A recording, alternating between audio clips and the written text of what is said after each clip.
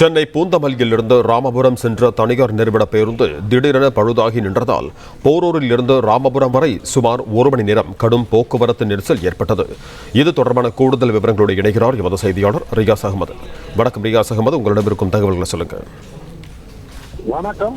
போரூர் சாலையில் சென்று கொண்டிருந்த தனியார் பேருந்து சாலையின் நடுவே பழுதாகி நின்றதால் கடும் போக்குவரத்து நெரிசலானது ஏற்பட்டுள்ளது. இதனால் போரூரில் இருந்து ராமாபுரம் வரை சுமார் 3 கிலோமீட்டர் தூரம் போக்குவரத்து நெரிசலானது முடங்கியது.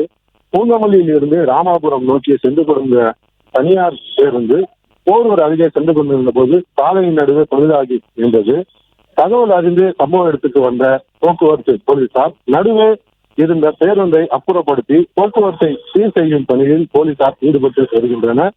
குறிப்பாக போரூரில் இருந்து அவ்வப்போது போக்குவரத்து நெரிசலானது ஏற்படுவது வழக்கமாக இருக்கிறது. இந்த நிலையில் சாலையின் நடுவே நின்ற தனியார் பேருந்தால் கடும் போக்குவரத்து நெரிசலானது ஏற்பட்டுள்ளது என்பது குறிப்பிடத்தக்கது.